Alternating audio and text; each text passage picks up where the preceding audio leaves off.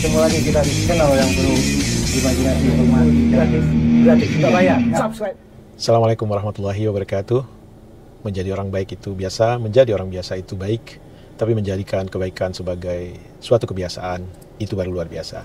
Teman-teman, hari ini Bang Kica ingin berceloteh, berkomentar soal peradaban demokrasi kita yang menurut Bang Kica makin kesini makin menyedihkan.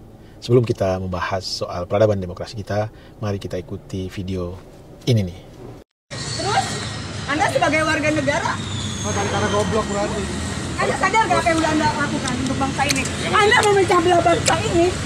Anda udah tua, katanya Anda profesor. Nanti ada Silakan bicara tapi jangan main fisik. Jangan main fisik. No fisik. Gak boleh sentuh.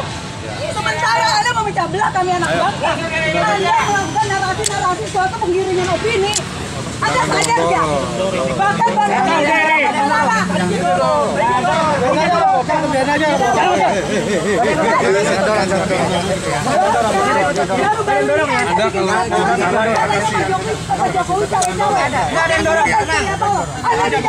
Rocky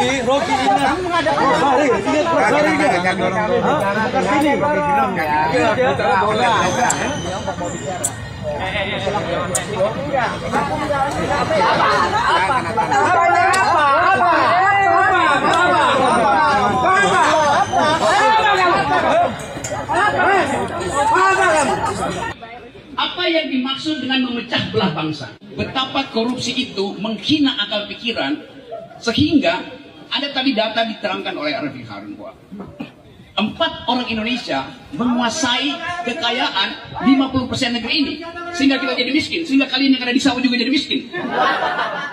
Itu masalahnya. Masuk aja di sini.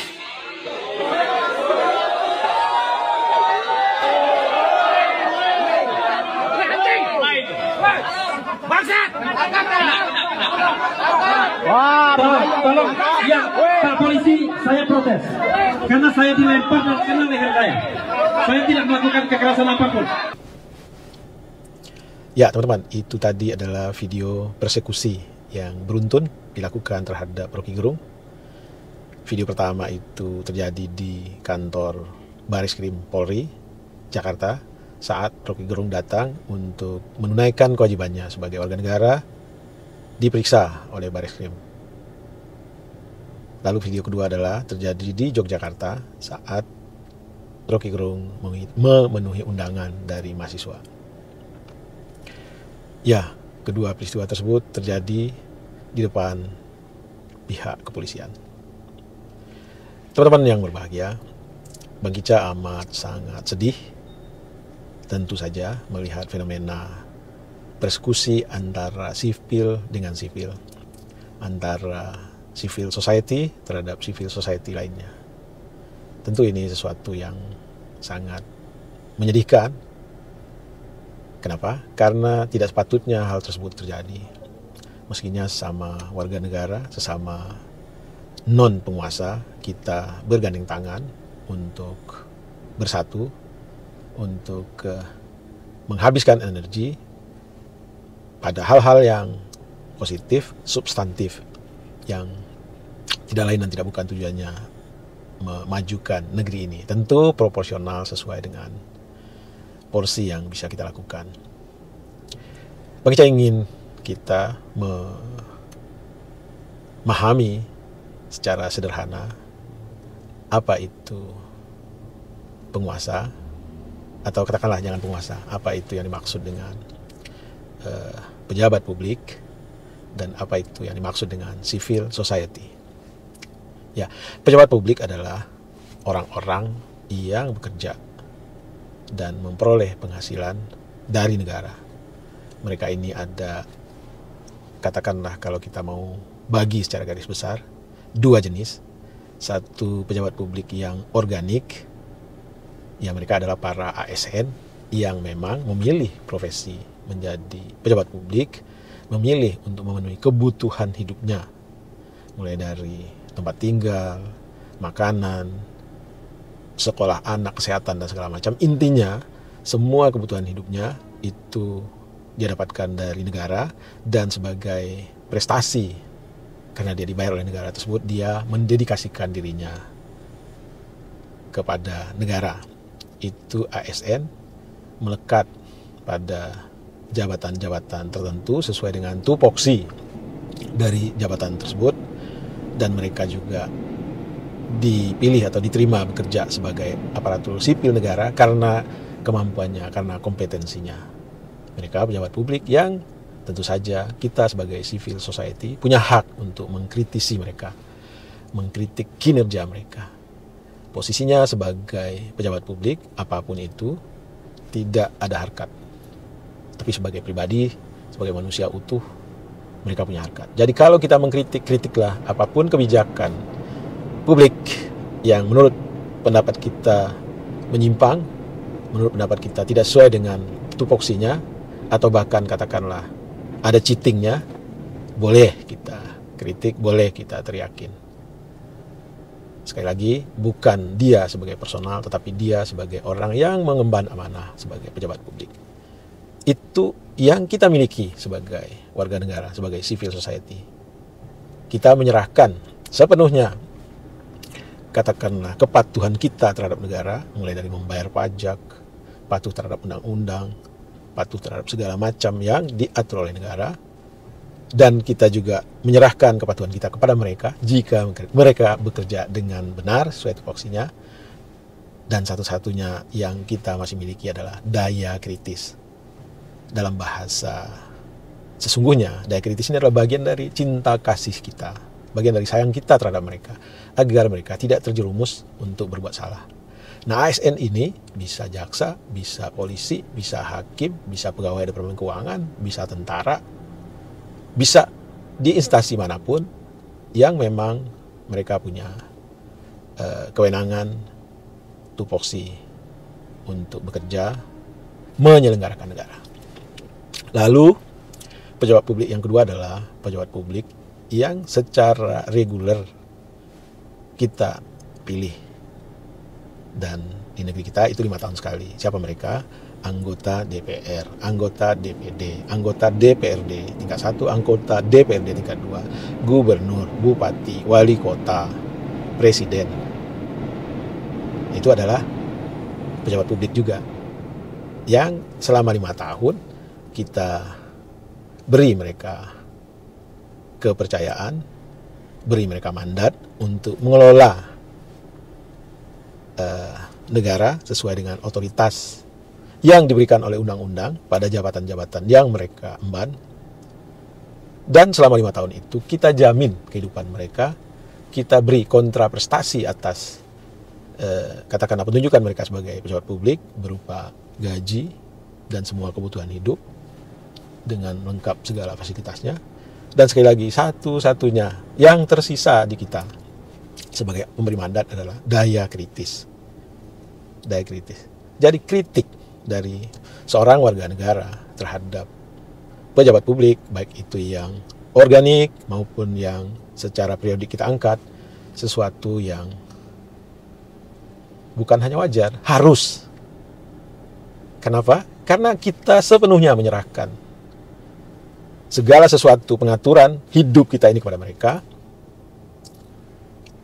Dan jika kita melanggar, kalau itu sifatnya undang-undang dan pidana, kita rela untuk mereka proses, kita rela untuk diadili, kita rela untuk masuk penjara. Kalau itu sifatnya adalah satu pembayaran, katakanlah pajak, retribusi, ini itu segala macam, rela tidak rela ya, kita secara ya ujungnya ya harus melakukan pembayaran. Dan dari pajak kita, retribusi atau apapun partisipasi kita terhadap negara, sebagian diantaranya itulah yang akan menjadi penopang hidup mereka. Baik itu pejabat publik yang organik maupun pejabat publik yang secara periodik kita pilih, kita beri mandat.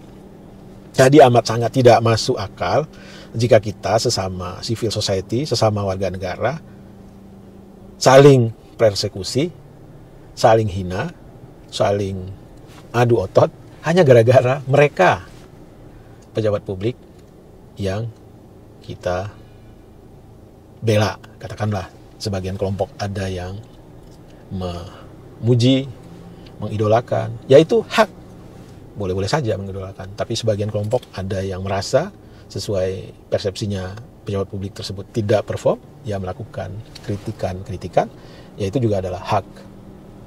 Jadi sekali lagi, hak dari orang yang mengkritik sama saja dengan hak dari orang yang memuja. Pemuja dan pengkritik adalah sama-sama warga negara. Jangan saling tuding, jangan saling beradu otot, jangan saling bermusuhan. Bahkan ada argumen dari kalangan pemuja bahwa kalian, para pengkritik, tidak berhak untuk mengkritik karena sebagian besar dari masyarakat puas terhadap performan pemerintah saat ini.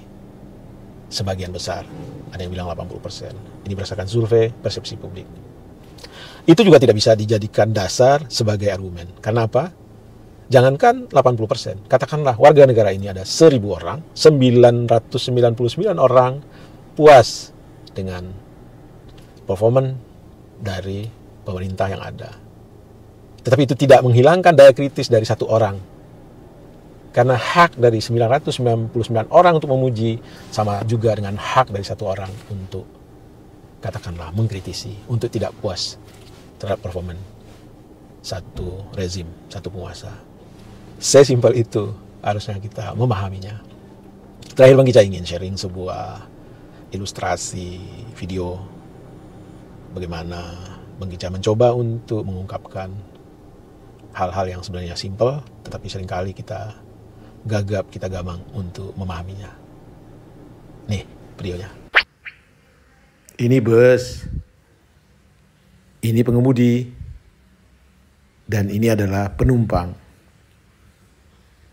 Apa yang akan kita lakukan jika pengemudi bus mengendarai mobil secara ugal-ugalan? Tentu tindakan paling waras dari kita adalah menegurnya. Agar apa? Agar penumpang dan sang sopir bisa selamat sampai di tujuan. Ya, itulah tindakan waras yang semua orang akan lakukan jika mendapati sopir ugal-ugalan. Ini negara, ini penguasa, dan ini adalah rakyatnya. Apa yang akan dilakukan jika penguasa dalam memimpin negara melakukan tindakan ugal-ugalan, sewenang-wenang, menyusahkan kehidupan masyarakat? Tentu masyarakat berhak untuk mengkritisinya, berhak untuk berdemonstrasi, menguliti apa yang menjadi kebijakannya yang menyusahkan banyak orang. Karena itu merupakan hak dari masyarakat. Jadi teman-teman, sejatinya penguasa itu sama saja dengan pengemudi dalam kendaraan umum. Jadi kalau mereka melakukan satu tindakan yang membahayakan bagi penumpang, bagi orang banyak, maka adalah hak daripada masyarakat untuk melakukan demonstrasi, protes, dan segala macam. Jadi sekali lagi, mari kita mampu membedakan antara pengemudi dengan bus, antara penguasa dengan negara. Baik teman-teman, demikian kicau pendek Bang Gica terhadap peradaban demokrasi kita yang makin hari makin menyedihkan. Apalagi terjadi persekusi di antara kita sesama warga bangsa, sesama warga negara, sesama civil society, yang seharusnya kita bergandengan tangan, kita katakanlah kompak untuk mengkritisi setiap kebijakan, setiap aksi, setiap kegiatan yang dilakukan oleh para pejabat publik yang mendapatkan fasilitas dari kita, yang mendapatkan kontraprestasi dari kita untuk menopang kehidupan mereka. Baik itu pejabat publik yang secara organik memang memilih profesi menjadi aparatur sipil negara, maupun pejabat publik yang secara periodik kita beri mandat melalui pemilu.